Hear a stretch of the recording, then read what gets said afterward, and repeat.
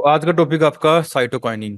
ठीक है। Cytokinin main cell division को कोज करता है प्लांट में। अगर सेल डिवीजन होगा तो प्लांट की डेवलपमेंट होगी। क्लियर है। यानी कि मेन सेल डिवाइडिंग या फिर सेल डिवीजन करने वाला जो हार्मोन होगा, प्लांट हार्मोन, उसका नाम साइटोकाइनिन होगा। ठीक है। इसके बाद plant cell form as a result of cell division in the primary और सेकेंडरी मेरिस्टेम। तो प्राइमरी मेरिस्टेमेटिक टिश्यू, प्राइमरी आपको स्टेम एंड रूट टिप वहां पर दिखाई देंगे। और सेकेंडरी कहाँ होंगे? सेकेंडरी आपको दिखाई देंगे एट द नोड रीजन ज्यादातर, जिनको हम इंटरकैलरी मेरिस्टेम भी कह देते हैं। ठीक है। Newly formed plant cell typically enlarge and differentiate, but once they have assumed their function कोई भी हो सकता है, लाइक ट्रांसपोर्ट, फोटोसिंथेसिस, स्टोरेज। ठीक है, sport. They do not divide again. यानी कि ये बता रहा है कि सेल डिफरेंशिएशन मतलब नॉर्मली प्लांट सेल क्या करती हैं, एक सेल से दो, दो से चार लगातार डिवाइड डिवाइड होती रहती हैं। लेकिन एक ऐसी स्टेज आती है जब वो जो पर्टिकुलर सेल है ना, वो अपने आप को कन्वर्ट कर लेगी एक पर्टिकुलर काम करने के लिए। काम हो सकता है ट्रांसपोर्ट, मतलब उस पर्टिकुलर सेल ने, वो सेल कन्वर्ट हो गई किसमें, जाइलम एंड फिलोएम में। मतलब उसके अंदर क्या हो गया, चेंज हो गया। इसको बोलोगे सेल डिफरेंशिएशन। ठीक है। लेकिन जब तक सेल डिफरेंशिएट नहीं होती है, तब तक नॉर्मली जो सेल्स होती हैं वो डिवाइड करती रहती हैं। ठीक है। इसके बाद अगर इसके रिस्पेक्ट में अगर आप एनिमल सेल की बात करोगे, ठीक है, एनिमल सेल जो होती हैं consider to be terminally differentiated. यानी कि एक बार अगर वो कोई एनिमल सेल में क्या होता है, मान लो एक बार उन्होंने फॉर एग्जांपल आपका हार्ट बना दिया या फिर आपका हाथ बना दिया उन्होंने। ठीक है। अब अगर मान लो हाथ आपका कट जाए, ठीक है, या हार्ट आपका डैमेज हो जाए, लीवर डैमेज हो जाए, तो ऐसे नहीं कि आप उसको निकलवा दोगे नया बन जाएगा। लेकिन प्लांट में ऐसा होता है, प्लांट में अगर सेल एक बार डिफरेंशिएट हो गई, मतलब उन्होंने अपना फंक्शन करने के लिए अपने आप को चेंज कर लिया। ठीक है। लेकिन अगर मान लो प्लांट को जरूरत पड़ गई फिर से कि भी अब इसके नए पत्ते बनाने हैं या फिर नई टहनियां बनानी है, ठीक है, तो उस टाइम पर जो डिफरेंशिएटेड सेल्स होती है ना, they again regain they dividing power. इस फिनोमेना को बोलते हैं रीडिफरेंशिएशन। क्लियर है। लेकिन एनिमल के अंदर रीडिफरेंशिएशन वगैरह हमें कुछ नहीं होता है।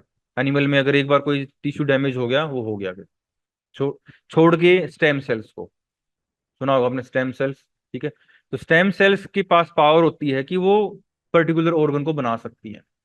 इसलिए जो आज के टाइम में जो थोड़े रिच लोग हैं, अमीर लोग हैं, वो अपनी स्टेम, जब बच्चा होता है तो स्टेम सेल को भी वो प्रिजर्व करा देते हैं। ठीक है। ताकि फ्यूचर में अगर मान लो जो बच्चे का हार्ट खराब हो गया, किडनी खराब हो गई, तो उन स्टेम सेल से फिर से नया बना देंगे और उसको लगा देंगे।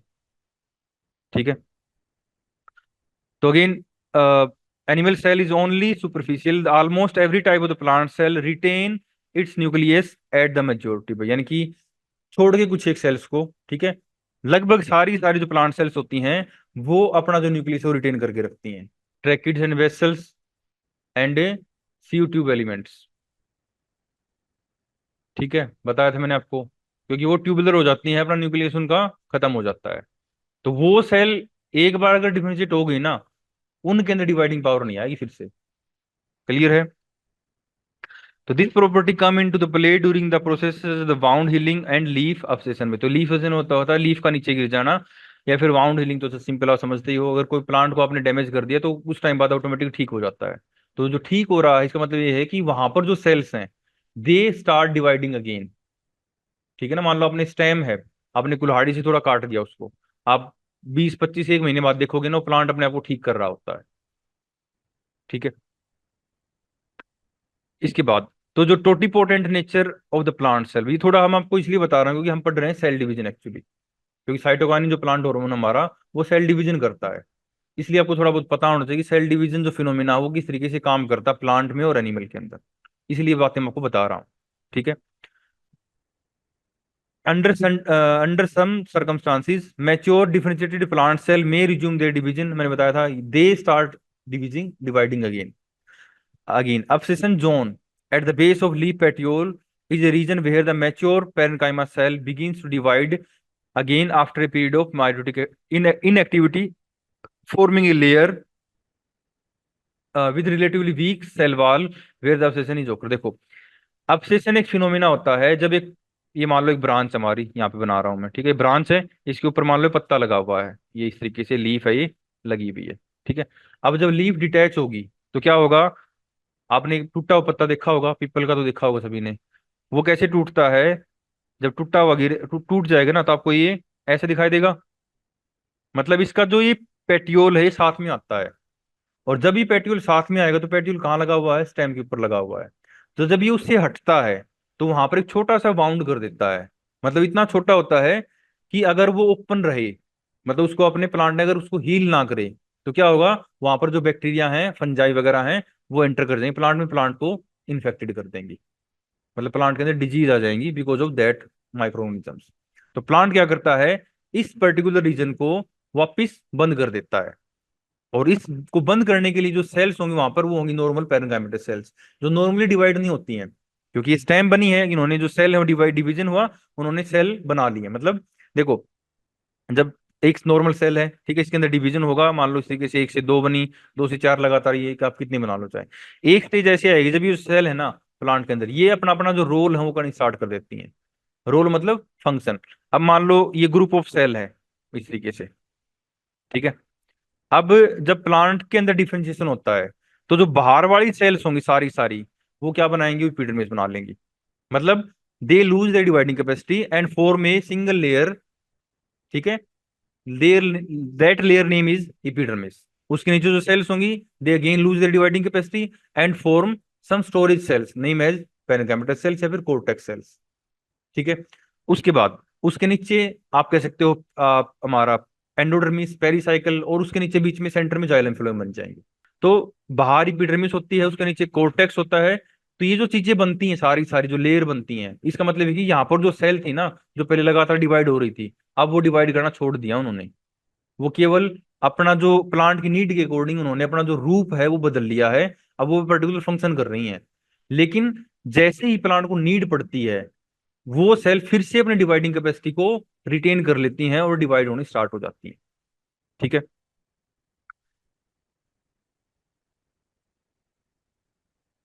इसके बारे में बाद में पढ़ेंगे, एग्रोबैक्टीरियम के बारे में, ठीक है। नेक्स्ट भाई, तो डिस्कवरी ऑफ प्लांट ग्रोथ, यानी कि जो प्लांट ग्रोथ हॉर्मोन्स है। देखो पहले क्या करते थे, पहले है ना, मतलब hit and trial method use करते थे, मतलब जो साइंटिस्ट थे, क्योंकि पता नहीं था कि कौन सा प्लांट हार्मोन है जो एक्चुअल में सेल डिवीजन करता है। तो क्या लेते थे, छोटे छोटे प्लांट के टिश्यू लेते थे, ठीक है, उनको टेस्ट ट्यूब में डालते थे, उनके ऊपर अलग अलग मटेरियल, मान लो खून डाल दिया किसी ने, प्लाज्मा डाल दिया किसी ने, पानी डाल दिया किसी ने, जूस डाल दिया, ठीक है। तो अलग अलग केमिकल्स को उसके ऊपर डालते थे, और ये देखते थे कि ये जो टिश्यू है, क्या इससे नया प्लांट बन सकता है, ठीक है। तो लगभग जो सारे सारे हैं वो जो मेथड हैं, ठीक है, देखो ये तो पता था कि प्लांट अपने आप को ठीक कर लेता है, भाई जो ठीक करने वाली पावर है वो वो क्या है एक्चुअली, ठीक है। तो again mature plant cell stop dividing because their they are no longer receive a particular signal. तो जो सिग्नल है, भाई आप, मैंने बताया कि प्लांट सेल क्या करेंगे, एक टाइम बाद डिवाइड होने बंद कर देती हैं, मतलब उनको जो पहले सिग्नल मिल रहा था जिससे वो लगातार डिवाइड हो रही थी, अब वो सिग्नल मिलना बंद हो गया है। अब साइंटिस्ट ने ये सोचा कि ये जो सिग्नल है, हार्मोन जो सिंपल, ठीक है, अगर मान लो हम इस हार्मोन का पता लगा लें, तो और इस हार्मोन को हम नॉर्मल प्लांट लीफ को दें या प्लांट सेल को दें, तो वो सेल हमारी मर्जी से डिवाइड करना स्टार्ट कर देगी। इसलिए ये जो डिस्कवरी है, ये उनके दिमाग में आया कि भाई हाँ कुछ तो होता है, जो पहले सेल डिवाइड कर रही थी, छोटा पौधे से बड़ा हो गया, बड़े होने के बाद और बड़ा क्यों नहीं हो रहा, भाई जो सेल डिवीजन था वो रुक गया, सिंपल सी बात है। तो वो, लेकिन जब प्लांट को आप काटते हो तो फिर से उससे नहीं, मान लो आपने उसका ऊपर से काट दिया पूरा, लेकिन फिर भी उसके ऊपर आपने देखा होगा जो टहनियां हैं वो फिर से निकलनी स्टार्ट हो जाती हैं।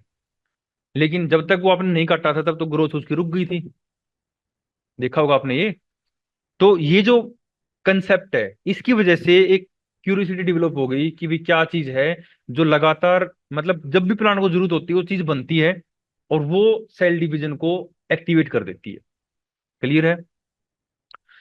तो cell division initiated by the a diffusible factor, यानी कि सबसे पहले बस इतना पता लगा कि कोई डिफ्यूजिबल फैक्टर है, कोई सब्सटेंस है, इसकी वजह से क्या होता है, प्लांट की जो सेल्स हैं वो डिवाइड होती हैं।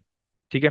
उसके बाद ये एक ऑस्ट्रेलियन प्लांट फिजियोलॉजिस्ट थे, Haberlandt, demonstrated the vascular tissue contain a water soluble substance that will stimulate the cell division on a bound potato tuber, यानी कि इन्होंने एक ऐसे सब्सटेंस की डिस्कवरी की जो क्या है, वाटर सोल्यूबल है, ठीक है, जो कि प्लांट के वस्कुलर बंडल में यानी कि जाइलम फिलोएम में इन्होंने देखने को मिला।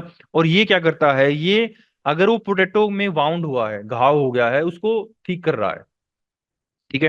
तो again this lead to the discovery of cytokinin in 1950 में, 1950 के पास आसपास इस प्लांट हार्मोन की जो डिस्कवरी है वो हुई थी। ठीक है।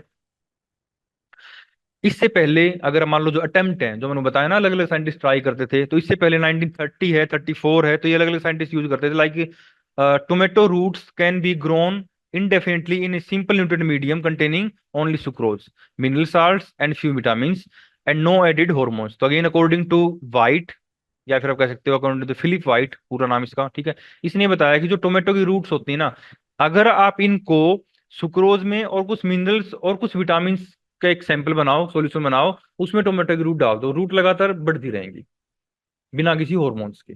मतलब ये जो चीजें हैं, ये भी उसके अंदर सेल डिवीजन को एक्टिवेट करती हैं। ठीक है। इसके बाद in contrast to the root, isolated stem tissue exhibit the very little growth without added hormones in the medium, लेकिन रूट तो ग्रोथ करती हैं इन्होंने बताया, लेकिन जो स्टेम उसके ऊपर कुछ ज्यादा इफेक्ट नहीं होता है। इवन इफ द ऑक्जिन इस टाइम तक 1934, क्योंकि 1934 तक ऑक्जिन की डिस्कवरी हो चुकी थी। इसके बाद even if the auxin is added only limited growth में occur and usually this growth is not sustained frequently, the auxin induced growth is due to the cell enlargement में। तो अगेन इन्होंने देखा कि अगर मान लो ये जो टोमेटो प्लांट है ना, इसके ऊपर अकेला हम ऑक्जिन डालते हैं, ठीक है, तो क्या हुआ कि थोड़ा उसकी जो ग्रोथ है वो हुई, लेकिन बाद में पता लगा कि उसके अंदर सेल डिवीजन नहीं हुआ, केवल सेल इलोंगेशन हुआ। ऑक्सीजन क्या करता है, सेल इलोंगेशन करता है। Shoots of the most plant can not grow on a simple medium lacking hormone भाई, even if the cultured stem contain apical और lateral meristem until the adventitious roots are formed. यानी कि अगर आप hormone नहीं डालोगे ना, मीडियम मतलब होता है एक ऐसा सॉल्यूशन, ठीक है, जिसके अंदर आपने मिनरल्स डाल दिए, लाइक मैक्रो माइक्रो न्यूट्रिएंट डाल दिया आपने, आपने विटामिन डाल दिया आपने, आपने सुक्रोज डाल दी, तो ये होता है nutrient medium. Once the stem tissue is rooted, the shoot growth is resumed, but now as a integrated the whole plant. Next way, many substances were tested in an effect of initiate the sustain and proliferation normal tissue growth, यानी कि देखो अभी तक जो ये try कर रहे थे ना, इससे क्या हो रहा था, कई बार स्टेम बढ़ने लग जाए, कभी रूट बढ़ने लग जाए, कभी स्टेम नहीं बढ़े, कभी रूट बढ़े, मतलब एक एक अच्छा जो रिजल्ट्स है वो नहीं आ रहे थे। मतलब एक आप ऐसा कोई केमिकल नहीं को नहीं पता लगा था कि जिसे पूरा प्लांट बना सके। ठीक है। तो culture growth was stimulated most dramatically when the liquid endosperm coconut was added, लेकिन बाद में क्या हुआ कि इन्होंने जो फिलिप है इन्होंने क्या डाला, 1948 एक्चुअली, 48 या 50 आप कह सकते हो रफली, ठीक है, इन्होंने इस प्लांट के जो सेल्स हैं इनके ऊपर कोकोनट मिल्क डाल दिया। कोकोनट मिल्क मतलब नारियल का पानी, जो सिंपल, ठीक है। तो नारियल के पानी के अंदर क्या था, डालते क्या हुआ, जो सेल डिवीजन फास्ट हो गया, मतलब सेल डिवाइड होने स्टार्ट हो गई। मतलब अब इसको ये पता लग गया कि भी कोकोनट वाटर में कुछ ऐसी चीज है जो बाकी चीजों में नहीं है, यानी कि ब्लड में नहीं है, आप पानी में नहीं है, शुगर सॉल्यूशन में नहीं है, मतलब जितने भी लिक्विड उन्होंने ट्राई किए उनमें वो चीज नहीं है, लेकिन कोकोनट जो वाटर है उसके अंदर ऐसी चीज है जो सेल डिवीजन को प्रमोट करती है। और बाद में फिर ये जो न्यूट्रिएंट है इससे, यानी कि nutrient medium lead to the formation of callus. तो कैलस होता है मास ऑफ सेल, जो कैलस वर्ड होता है इसका मतलब होता है एक सिंगल सेल लो, इसके ऊपर आप कोकोनट मिल्क डाल दो आप, ठीक है, या कोकोनट वाटर डाल दो, उसके बाद क्या होगा, इस सेल से एक ग्रुप ऑफ सेल्स हैं या फिर मास ऑफ सेल्स है वो बन के तैयार हो जाएगा, और इस ग्रुप ऑफ सेल या फिर मास ऑफ सेल को बोलोगे आप कैलस। ठीक है। Coconut milk contain a substance, यानी कि इन्होंने सोचा भी किया तो एक सब्सटेंस है या फिर कुछ सब्सटेंसेस हैं, ठीक है, that stimulate the mature cell to enter and remain in the cell division cycle, यानी कि जो सेल डिवीजन प्रोसेस है उसको एक्टिवेट करने वाली जो चीज है वो कोकोनट मिल्क में थी। ठीक है। Eventually coconut coconut milk was shown to the content cytokinin, और इसकी जो जीटिन फॉर्म है वो आपको देखने को मिलती है। यानी कि बाद में जब इसको आइसोलेट किया गया, इसको प्यूरिफाई किया गया, इसकी केमिकल एनालिसिस की गई, तो पता चला कि भाई कोकोनट मिल्क के अंदर क्या है, साइटोकाइनिन नाम का एक प्लांट हार्मोन है, और ये जीटिन फॉर्म में हमें मिलता है। ठीक है। तो जो फर्स्ट साइटोकाइनिन है, अगर आपसे पूछे भी फर्स्ट साइटोकाइनिन, तो अगेन स्कूग एंड वर्कर्स। ठीक है। ये तो पता चल गया अभी कोकोनट मिल्क में तो है। ठीक है। यानी कि many substance were tested again to ability to initiate and sustain the proliferation of cultured tobacco pith tissue. Skoog and coworker observe that the nucleic acids base adenine that had a slightly promotive effect. यानी कि जो adenine होता है, nucleic acid चार base से मिलकर बनता है, एडेनिन, गुआनिन, साइटोसिन, थाइमिन। ठीक है। तो उसमें जो एडेनिन होता है ना, इसके अंदर भी क्या है, कुछ सेल डिवीजन को प्रमोट करने वाली पावर थी, कुछ इफेक्ट था इसके अंदर। ठीक है। यानी कि बाद में इसको टेस्टेड किया, अगर पाया गया कि जो एडेनिन होता है या फिर न्यूक्लिक एसिड डायरेक्टली ये स्टिमुलेट करता है सेल डिवीजन को इन टिश्यू। और बाद में जो हेरिंग स्पर्म होता है, हेरिंग यानी कि एक फिश होती है ये हेरिंग नाम से, इसके स्पर्म का जो डीएनए होता है, सबसे पहले 1955 की बात है ये लगभग, वहां पर इस फिश के स्पर्म के डीएनए से इस डीएनए को क्या किया गया, ऑटोक्लेव किया गया। ऑटोक्लेव होता है, इसको एक ऑटोक्लेव इंस्ट्रूमेंट होता है। ठीक है। उसके अंदर इसको रखा, और उसमें क्या होता है, नीचे पानी डलता है, रोड होती है, गर्म होता है, और ऊपर ढक्कन होता है प्रेशर कुकर वाला। यानी कि जो कुकर के अंदर आपका खाना बनता है, मतलब हीटिंग एंड स्टीम का जो प्रेशर होता है, ढक्कन का प्रेशर होता है, उसकी वजह से जल्दी बन जाता है खाना आपका। तो वैसा वैसा एक इंस्ट्रूमेंट होता है, उसको बोलते हैं ऑटोक्लेव। तो इसके डीएनए को क्या किया गया, ऑटोक्लेव किया गया, और बाद में इसको यूज किया गया अगेन उस टोबैको प्लांट में सेल डिवीजन को बढ़ाने के लिए। तो अगेन इन्होंने पाया कि ये क्या है, इसके अंदर भी क्या है, पावरफुल एक्टिव, इसके पास क्या है, it is a powerful substance that promote the cell division in the plant tissue. ठीक है। अगेन स्मॉल मोलिक्यूल, अगेन तो ये जो ऑटोक्लेव किया गया ना डीएनए, इसको फिर बाद में आइडेंटिफाई किया गया केमिकली, और इसका नाम रखा काइनेटिन। देखो, जो कोकोनट मिल्क से था सब्सटेंस, उसका नाम रखा उन्होंने जीटिन। ठीक है। और जो हेरिंग स्पर्म के डीएनए से सब्सटेंस आइसोलेट किया गया, वो भी क्या करता है, सेल डिवीजन को बढ़ाता है, उसका नाम रखा काइनेटिन। तो काइनेटिन क्या है आपका, एनिमल इन नेचर हो जाएगा, और जीटिन क्या है, प्लांट इन नेचर हो जाएगा। तो दोनों दोनों जो सब्सटेंस हैं स्ट्रक्चरली सिमिलर होते हैं, लगभग, थोड़ा डिफरेंस होता है, मैं आपको आगे दिखाऊंगा फोटो में। बट दोनों के अंदर एक पावर है कि they can divide the plant cell. ठीक है। So it was shown that the adenine a derivative of six. तो अगेन ये हमारे पास जीटिन है, तो जीटिन भी दो फॉर्म में रहता है, ट्रांस फॉर्म में और सिस फॉर्म में भी। ठीक है। तो several discovery after the discovery of kinetin exact of immature endosperm, again उसके बाद में जो हमारी कॉर्न होती है, मेज होती है ना, इसकी एंडोस्पर्म से भी जो सब्सटेंस वो निकाला, और उसको भी अगेन आइसोलेट किया गया, और बाद में इसका जो इफेक्ट है वो भी सेम था काइनेटीन की तरह।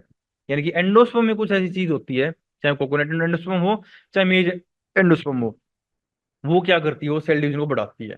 और इस सब्सटेंस को फिर क्या किया गया, लेथम ने 1973 में आइसोलेट किया गया, और बताया कि यही सब्सटेंस क्या होता है, रिस्पॉन्सिबल होता है सेल डिवीजन के लिए। नाम रख दिया trans 6,4 hydroxy 3 methyl but 2 enyl amino purine, और शॉर्ट में इसको जीटिन कह देते हैं, क्योंकि जीटिन का केमिकली नेम ये है। तो जो हमारा नेचुरल प्लांट हार्मोन है, जीटीन या फिर साइटोकाइनिन, तो are an adenine derivative of aminopurine derivative. तो अगेन ये क्या है, ट्रांसफॉर्म इसकी, और इस फॉर्म है। ठीक है। अगेन ये जो स्ट्रक्चर है ना, इधर देखोगे आप, इसमें थोड़ा शिफ्टिंग है, ये पहले नीचे थी, ये ऊपर चली गई है, तो ये ट्रांस एंड सिस फॉर्म। ठीक है। अगेन भाई, तो नेक्स्ट, तो हमारा जो मेन प्लांट हार्मोन है, इसकी डिस्कवरी हुई, ये क्या है, साइटोकाइनिन है। ठीक है। Defined as a compound that have biologically active activity similar to the trans zeatin. तो देखो, अगर इनमें से पूछे ना, तो ट्रांसजीटिन क्या है, मोस्ट एक्टिव फॉर्म है। ठीक है। तो जो साइटोकाइनिन होता है वो क्या होता है, ट्रांसजीटिन होता है, स्ट्रक्चरली या फिर केमिकली आप उसको कह सकते हो। करता क्या है, induce the cell division in the callus, callus के अंदर सेल डिवीजन को बढ़ाता है। ठीक है। Again in the presence of oxygen, भाई ऑक्सीजन डालोगे ना तो ही सेल डिवीजन करेगा, ऑक्सीजन नहीं डालोगे सेल डिवीजन नहीं करेगा। लेकिन अकेला ऑक्सीजन डालोगे तो भी सेल डिवीजन नहीं करेगा। समझ गए ना? तो दोनों मिलके काम करते हैं सेल डिवीजन वाला काम। Promote the bud and root formation from the callus culture with the appropriate molar molar ratio is added, यानी कि ratio of oxygen to the cytokinin decide करता है कि जो कैलस है, कैलस मतलब मास ऑफ सेल, उसमें पहले रूट बनेगी या फिर स्टेम बनेगी। ठीक है? तो वो भी इसके रेशियो, इनके रेशियो पे, अगर ऑक्सीजन ज्यादा है फॉर एग्जांपल तो उसमें रूट बनेगी, अगर साइटोकाइनिन ज्यादा है तो उसमें स्टेम बनेगी। क्लियर है?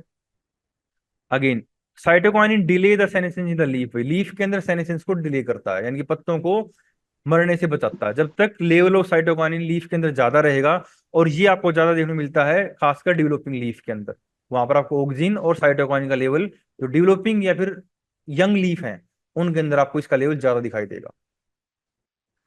लास्ट है promote the expansion of dicotyledons. ठीक है? ये इंपॉर्टेंट है। Site of biosynthesis and transport. ठीक है? तो अगेन, जो रूट एपिकल मेरिस्टेम होता है, it is a major site of synthesis of the free cytokinin. भाई तो ये वर्ड आपने याद रखना है, रूट एपिकल मेरिस्टेम। इसके अलावा young एम्ब्रो, young developing leaf and fruits also site of cytokinin synthesis. तो साइट है, जैसे जैसे कि मैंने ऑक्सीजन बताया था कि कहाँ बनता है सबसे ज्यादा। ठीक है? उसके बाद जिबरेलिन की मैंने बात की थी सबसे ज्यादा कहाँ बनता है। ऐसे ही आपने जो site of biosynthesis of cytokinin है, ये भी आपने याद रखना पड़ेगा। ठीक है? अब नेक्स्ट आते हैं, ट्रांसपोर्ट कैसे होगा। ट्रांसपोर्ट होता है जाइलम से भाई। तो ये आपने, ये जो ट्रांसपोर्ट वाली जो ये जो स्लाइड है ये इंपॉर्टेंट है, इसको आपने याद रखना है। तो मेनली रूट एपिकल मेरिस्टेम, इसके अलावा young एम्ब्रो, young developing leaf and fruits, और ट्रांसपोर्ट होगा हमारा जाइलम से। इसके बाद भाई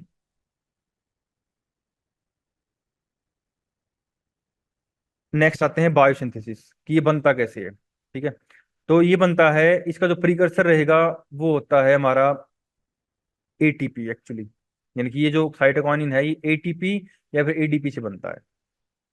ठीक है? एंजाइम यूज होता है इसमें आइसोपेंटाइल ट्रांसफरेज, आईपीटी शॉर्ट में बोलते हैं। तो ये एंजाइम क्या करता है, एटीपी को एज सबस्ट्रेट यूज करता है। प्लांट के अंदर एटीपी यूज होती है, लेकिन बैक्टीरिया में अगर ये साइटोकाइनिन बनेगा तो वहां पर एएमपी सबस्ट्रेट यूज होती है। ठीक है? इसके बाद एक और सब्सटेंस होता है जिसका नाम होता है डीएमएपीपी, यानी डाई मिथाइल एलाइल डाइफॉस्फेट। ठीक है? ये क्या करता है, it donate the isopentyl group to the AMP भाई, अगर हम बैक्टीरिया की बात करें, या फिर it donate isopentyl group to the ATP आप कह सकते हो। ठीक है? And form isopentyl adenosine monophosphate. अगर मैं डायग्राम में बताऊं आपको इसकी, तो यहाँ पर देखोगे आप। ठीक है? तो ये एटीपी की स्ट्रक्चर, ये प्लांट है, ये बैक्टीरिया दिखा रखा है आपने। अगेन स्ट्रक्चर याद नहीं करनी है, केवल आपने जो रिएक्शंस है, जो पाथवे है, आपने वो फॉलो करना है। ठीक है? यहाँ पर कंपाउंड हमारे पास डाई मिथाइल एलाइल पायरोफोस्फेट कह दो या डाइफोस्फेट, क्योंकि इसके पास क्या है, दो फोस्फेट है। क्लियर है? ये कंपाउंड बाइंड करेगा एटीपी के साथ with the help of enzyme IPT, isopentyl transferase. ठीक है? और फर्स्ट प्रोडक्ट बनेगा हमारे पास ये, दिस वन, आईपीटीपी, इसको बोलो। फर्स्ट स्टेप में आईटीपी आईपीटीपी बनेगा, उसके बाद फिर जो फोस्फेट है वो रिमूव होगा, IPA, iso, I think iso pentyl, सब नाम तो होगा, यस, आइसोपेंटाइल एडिनोसाइन बनेगा। उसके बाद आइसोपेंटाइल एडिनोसाइन से बनेगा आपका isopentyl adenine, this one, removal again ribose हो जाएगा। और उसके बाद फिर डायरेक्टली ट्रांसलेशन, देखो आपने जो पाथवे नहीं ये फॉलो करना है, ये वाला प्रोडक्ट बना फर्स्ट प्रोडक्ट, उसके बाद आपने रिमूवल ऑफ फॉस्फेट बना, आइसोपेंटाइल एडेनोसाइन बना, राइबोज रिमूव हुआ, आइसोपेंटाइल बना, और उसके बाद हाइड्रोलेज हुआ, आपका ट्रांसजीटिन बन जाएगा बस। ठीक है? आपने केवल यहाँ ये पाथवे इस तरीके से ही फॉलो करना है मिनिमम। ठीक है? तो फर्स्ट जो प्रोडक्ट बनेगा उसका नाम हो जाएगा आइसोपेंटाइल एडिनोसाइन मोनोफॉस्फेट। उसके बाद जो फोस्फेट ग्रुप है ये रिमूव होगा, बन जाएगा आपका आइसोपेंटाइल एडिनोसाइन। उसके बाद राइबोज ग्रुप रिमूव होगा, बन जाएगा आपका आइसोपेंटाइल एडिनाइन। उसके बाद हाइड्रोलिसिस करनी है और बन जाएगा जीटिन। सिंपल। तो आपने इस तरीके से जो पाथवे है ये फॉलो करना है इसका। ठीक हो जाएगी बायोसिंथेसिस ऑफ साइटोकाइनिन। तो again enzyme isopentyl transferase transfer करेगा अगेन एक फोस्फेट ग्रुप को, कहाँ से, डाई मिथाइल एलाइल से, और यानी कि डाइमिथाइल एलाइल क्या करेगा, सॉरी, डोनेट करेगा isopentyl group to the ATP. यहाँ पर आप एटीपी लिख लो, हम प्लांट की बात कर रहे हैं। ठीक है। And form isopentenyl adenosine monophosphate. उसके बाद इसके अंदर आपने बताना है removal of phosphate, isopentenyl ribo adenosine. उसके बाद हमें बताना है removal of ribose, isopentenyl adenine. उसके बाद hydrolysis and fully functional zeatin. ठीक है। इसके बाद भाई तो ट्रांसपोर्ट मैंने बता दिया, जाइलम से ट्रांसपोर्ट होता है मेनली ये। ठीक है। तो रूट एपिकल में बनता है, मेजर साइट है सिंथेसिस की। उसके बाद ट्रांसपोर्ट होता है तो the xylem into the suit and along with the water minerals. इसके बाद आपने बताने हैं इसके फंक्शंस। ठीक है। तो फंक्शन में पहला आ जाएगा सेल डिवीजन को प्रमोट करता है, तो positively in the shoot apical meristem and negatively in the root apical meristem. यानी कि जो स्टेम के अंदर भाई जो सूट एपिकल मेरिस्टेम टिश्यू होता है ना, उसकी टिप पे जो ग्रोथ होगी उसको जो साइटोकाइनिन है ये इंक्रीज करेगा, और रूट की टिप के ऊपर जो सेल डिवीजन है उसको ये मतलब रोकता है, उसके ऊपर नेगेटिव इफेक्ट डालता है। Again over expression of cytokinin oxidase, ये क्या है, एक एंजाइम है। ठीक है। Result in the retardation of the suit development growth. यानी कि अगर आप इस एंजाइम, अगर प्लांट इस एंजाइम की क्या करते हैं, ओवर एक्सप्रेशन करते हैं, तो ये क्या करेगा, ये एक्टिव साइटोकाइनिन को डीएक्टिवेट कर देगा। और जब ये डीएक्टिवेट हो जाएगा तो अगेन जो सूट ग्रोथ है वो रुक जाएगी। Again over expression of cytokinin oxidase lead to the enhancement of root. तो अगेन जब आप इसकी स्टेम की जो ग्रोथ हो रही थी, जब साइटोकाइनिन नॉर्मल था, तब रूट की ग्रोथ नहीं हो रही थी। लेकिन अगर आपने साइटोकाइनिन ऑक्सीडेज जो एंजाइम है इसकी एक्सप्रेशन को ज्यादा कर दिया, तो ये क्या करेगा, ये स्टेम के अंदर जो सेल डिवीजन हो रहा था ना स्टेम की टिप के ऊपर, उसको तो रोक देगा। अब जैसे ही रुक जाएगा, जो रूट ग्रोथ है वो स्टार्ट हो जाएगी। ठीक है। अगेन ये जो साइटोकाइनिन होता है, इट एक्टिवेट द सीडीसी यानी कि साइक्लिन डिपेंडेंट काइनेज, कल बताया था आपको मैंने, 25 like phosphatase that in turn activate the CDC2 kinase. तो अगेन ये क्या है, they are the major cyclin dependent kinase जो कि सेल साइकिल को रेगुलेट करते हैं। ठीक है। तो जो साइटोकाइनिन हमारा इनको एक्टिवेट करता है, ऐसे समझ लेना आप। ठीक है। Increase CYCD3 gene expression in code the D type cyclin. तो अगेन ये भी क्या है, सेल साइकिल रेगुलेशन पढ़ोगे ना आप, उसमें आएंगे ये। ठीक है।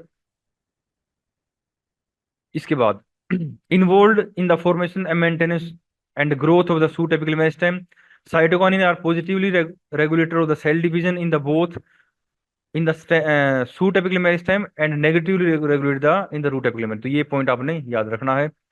और again involve in the regulation of G1 से S1 एंड G2 से M, कल बताया था आपको, वहां पर भी ये जो साइटोकाइनिन है ये सेल डिवीजन में भी अपना एक क्रिटिकल रोल है वो प्ले करता है।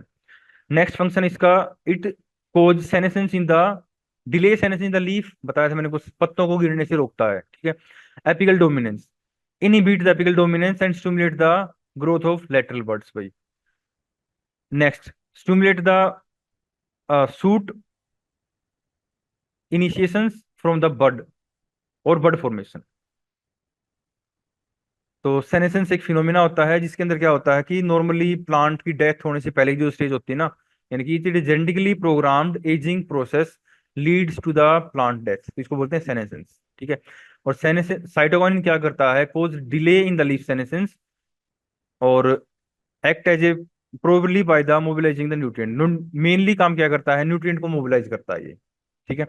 Cytokinin rich tissue serve as metabolic sinks and thus nutrient are derived to them भाई। यानी कि जहां पर साइटोकिनिन ज्यादा होगा ना, वहां पर आपको जो न्यूट्रिएंट्स हैं वो ज्यादा आएंगे वहां पर, मतलब वो जो जगह होगी वो न्यूट्रिएंट सिंक का काम करेगी, और जितने ज्यादा न्यूट्रिएंट्स वहां पर आएंगे उतनी ज्यादा उसकी। इसके बाद नेक्स्ट स्लाइड आती है हमारी एपिकल डोमिनेंस पे। Apical dominance a phenomena in which plant apex growth is continuous but lateral branch growth is inhibited.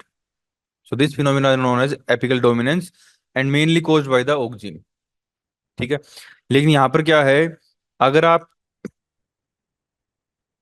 अगर आप डायरेक्ट एप्लीकेशन यूज करते हो साइटोकाइनिन की टू द एक्सिलरी बर्ड्स, ठीक है, direct application of cytokinin to the axillary birds inhibit the apical dominance. यानी कि अगर आपने एक्सिलरी जो बर्ड्स होती है ना, उनके ऊपर एक्सिलरी बर्ड्स कौन सी होंगी, मान लो ये प्लांट हमारा, ठीक है, यहाँ पर एपिकल बर्ड हो जाएगी। इसके साथ में जो ब्रांच निकलती हैं, जो बर्ड्स होती हैं, जो नई ब्रांच बनाती हैं, साइड ब्रांच बनाती हैं, उनको बोलते हैं एक्सिलरी बर्ड्स।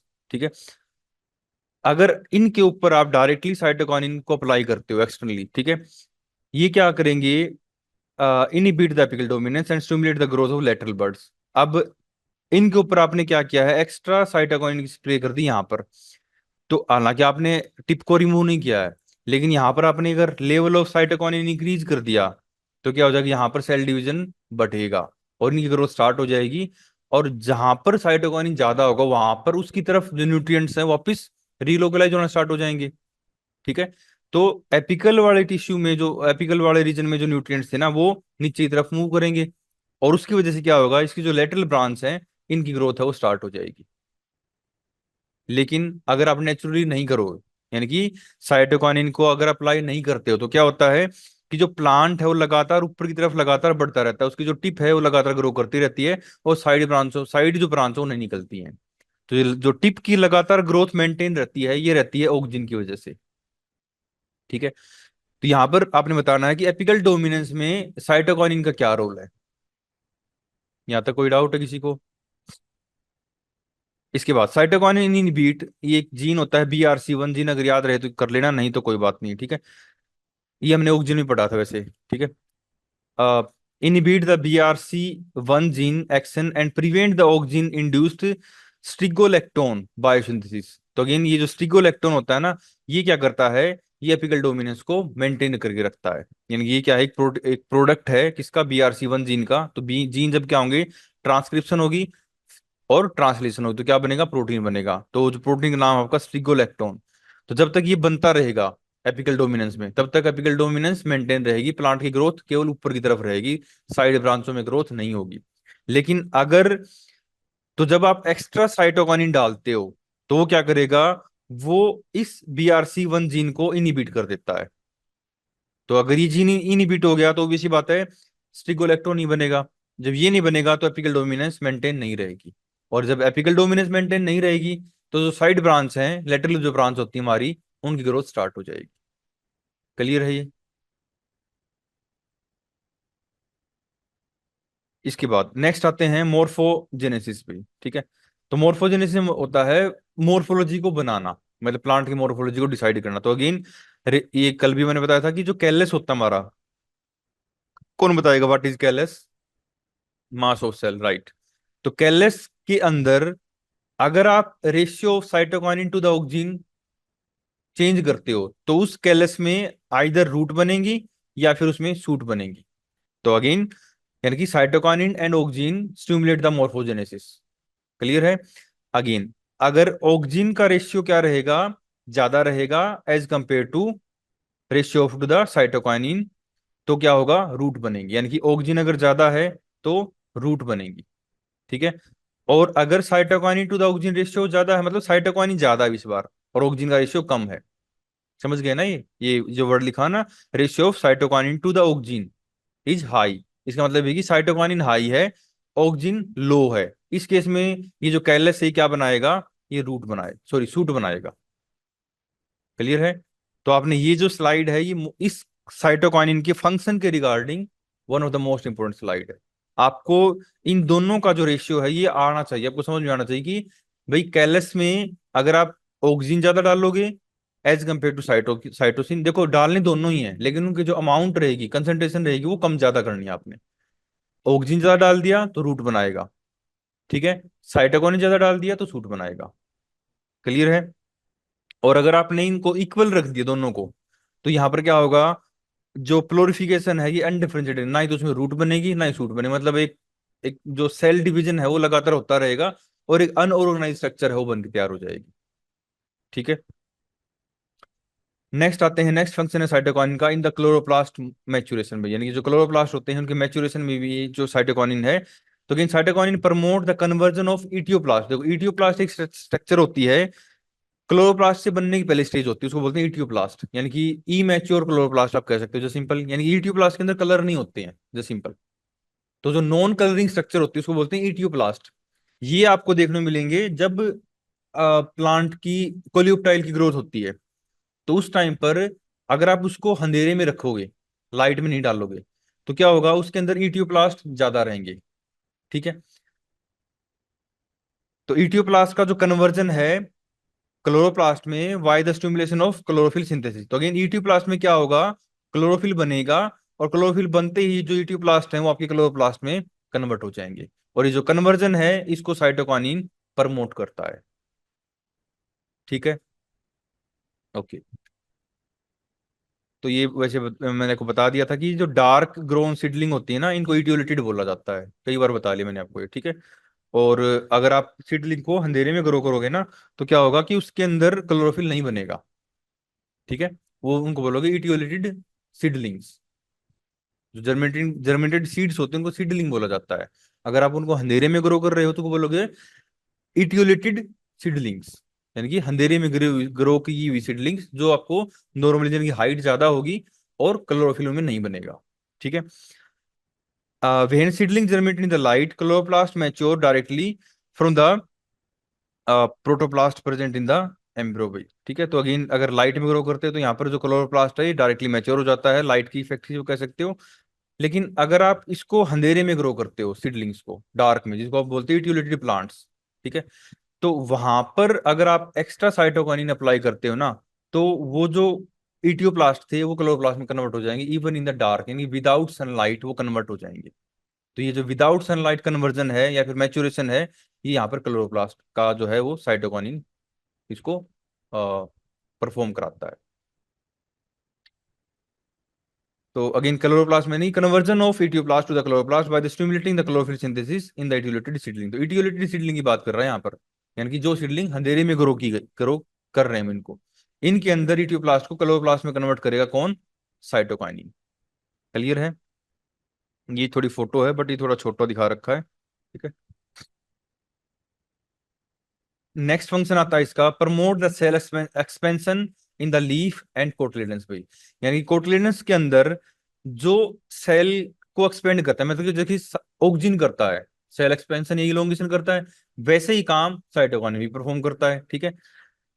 तो again stimulate the leaf expansion through the cell enlargement process. ठीक है। तो एक ये फोटो है, इसको मैं एक बार थोड़ा आपके लिए जूम कर देता हूँ। ठीक है। तो आप यहाँ पर देखोगे तो अगेन ये दो इन्होंने क्या लिखी हैं, सीड लिए हैं ये। ठीक है। एक को हमने डार्क में ग्रो किया, एक को हमने लाइट में ग्रो किया। ठीक है। तो डार्क में ग्रो करेंगे तो क्या होगा, क्लोरोफिल नहीं बनेगा, सिंपल सी बात है। और अगर लाइट में ग्रो करोगे तो क्या बनेगा, क्लोरोफिल बनेगा। ठीक है। इसके बाद ये जो डार्क में आपने ग्रो किए हैं, ठीक है, और लाइट में ग्रो किए हैं, तो डार्क में ग्रो किए हैं अगर आप इसको जीटीन से ट्रीट करते हो, मतलब जीटीन क्या आपका साइटोकाइनिन एक तरीके से। ठीक है। और यहां पर भी आप साइटोकाइनिन से इसको ट्रीट करते हो। ठीक है। तो देखो the effect of cytokinin on the expansion of radish, ये उन्होंने रेडिस के सीड लिए हैं। ठीक है। तो यहां पर देखोगे आप कि जो कोटलेडेंस की साइज है भाई, यहाँ पर देखोगे एक तो ये साइज देखो छोटी है, और यहाँ पर जो कोटलेडेंस है पूरे खुल खुल चुके हैं। मतलब जब सीड उगता आपने देखा होगा, दोनों कोटलेडेंस बिल्कुल एक दूसरे के राइट एंगल में हो जाते हैं, बिल्कुल आमने सामने हो जाते हैं। ठीक है। तो यहाँ पर क्या है, जब हमने डार्क में ग्रो किए हैं तो ये कोटलेडेंस थोड़े ही कम खुले हैं, मतलब एक्सपेंड तो हुए बट कम हुए हैं। लेकिन जैसे आपने इसको आपने जीटीन से ट्रीट किया है, तो जो कोटलेडेंस है पूरे एक्सपेंड हो गए हैं, और इनके अंदर थोड़ा बहुत जो क्लोरोफिल है वो बनना स्टार्ट हो जाता है। ठीक है। लेकिन लाइट में जो ग्रो किया ना उनकी कंपेरिजन में कम रहेगा बट बनेगा। ठीक है। The experiment describe here the shows that the effect of light and cytokinin are एडिक्टिव, यानी कि एक साथ मिलकर काम करते हैं वो। ठीक है। तो T0 जो फेज थी हमारी ऊपर वाली, ठीक है, this one T0 represent the germinating seedlings before the experiment begins. Next the detachment cotyledons were incubated for 3 day, यानी T3 मतलब 3 डेज। ठीक है। इन आइदर डार्कनेस और लाइट, तो यहाँ पर हमने क्या लिया, इनको अंधेरे में रखा, इनको लाइट में रखा। ठीक है। 3 दिन बाद, और विदाउट 2.5 माइक्रोमोलर जीटीन, ये कंसेंट्रेशन इन्होंने इसके ऊपर अप्लाई की है। ठीक है। In both light and dark zeatin treated cotyledons expand more than the control भी। तो अगेन आप देखोगे ना, यानी कि ये कंट्रोल हो गया हमारा ऊपर। कंट्रोल मतलब अब हमने इसको कोई जीटीन की ट्रीटमेंट नहीं दे रहे हैं। ठीक है। अगर आप लाइट वालों की कंपैरिजन करोगे ना, डार्क वालों को तो चलो हो ही रहा, एक्सपेंड दिख रहा है आपको साफ साफ, लेकिन अगर आप लाइट वाले कोटलेडन्स की भी कंपैरिजन करोगे आफ्टर द ट्रीटमेंट विद जीटिन, तो आपको जो एक्सपेंशन है कोटलेडन्स का वो आपको ज्यादा दिखाई देगा। आप फोटो में देख सकते हो, तो ये स्ट्रक्चर है और ये स्ट्रक्चर है, दोनों में आपको डिफरेंस दिखाई दे रहा है। ऐसा नहीं कि फोटो को नजदीक से ली थी जूम करके, ऐसा नहीं है ये। ठीक है, तो यहाँ पर आपको जो बिल्कुल जो इफेक्ट है इसका, वो साफ साफ यहाँ पर दिखाई दे, मतलब कंट्रोल, ये कंट्रोल रहेगा हमारा दोनों, light control and dark control. दोनों के कंपैरिजन में अगर आप जीटीन अप्लाई करते हो तो दोनों के दोनों में क्या होगा, जो कोट रेडेंस है वो मोर एक्सपेंड होंगे एज कंपेयर टू बिना जीटीन के। जीटीन मतलब साइटोकाइन। ठीक है, ये समझ में आया आपको? सिग्नलिंग हम नहीं करेंगे इसकी, ठीक है, आपके सिलेबस में नहीं है ये, तो हम नहीं, मतलब सिग्नलिंग का मतलब होता है कि न्यूक्लियस में जाके जो साइटोकाइनेसिस किस तरीके से काम करता है, उतना आपके सिलेबस में नहीं है, ये आप मास्टर क्लास में पढ़ोगे, तो ये हम इसको स्किप कर रहे हैं। और फंक्शंस कोई, ये भी हो गया हमारा, ठीक है, ये भी ठीक है, तो ये साइटोकाइन हमारे यहाँ पर खत्म होता है। ठीक है, मेन इसमें जो फंक्शंस हैं, ये फंक्शंस की थोड़ी कंपेरेटिव स्लाइड्स हैं। तो first one is cell division को करता है ये मैंने को कल बताया था, आपको याद होगा, ठीक है, ये वाली स्लाइड कल बताई थी। मॉर्फोजेनेसिस आज बता दिया किस तरीके से सूड इनिशिएट करता है और बर्ड फॉर्मेशन करता है। एपिकल डोमिनेंस बता दिया, एपिकल डोमिनेंस को इनहिबिट करता है और लेटरल जो ब्रांच होती हैं उनको स्टिमुलेट करता है, यानी ऑक्जिन का जो काम होता है उसको उल्टा करता है एक तरीके से। ठीक है, लीफ को एक्सपेंड करता है और साथ में ही सेल इलार्जमेंट करता है इन द कोटलेडन्स भी। ठीक है, और तो हमने इसको लीफ एक्सपेंशन या फिर सेल इनलार्जमेंट को देखा है अभी जो फोटो दिखाई दी मैंने को कोटलिडेंस एक्सपेंशन वाले एक्सपेरिमेंट से। ठीक है, और क्लोरोप्लास्ट को मैच्योर करता है, मतलब ईटियोप्लास्ट को क्लोरोप्लास्ट में कन्वर्ट करता है by the formation of chlorophyll, और सेनेसेंस को डिले करता है भाई, यानी कि लीफ को सेनेसाइज नहीं होने देगा, लीफ को नीचे नहीं गिरने देगा जब तक लेवल ऑफ साइटोकिनिन हाई है इन द लीफ, और जैसे ही लेवल डिक्रीज करेगा वो लीफ सेनेसाइज हो जाएगी और नीचे गिर जाएगी। यहाँ तक क्लियर है? ठीक है, कोई दिक्कत नहीं है। अब इसके बाद हम जो आपका नेक्स्ट टॉपिक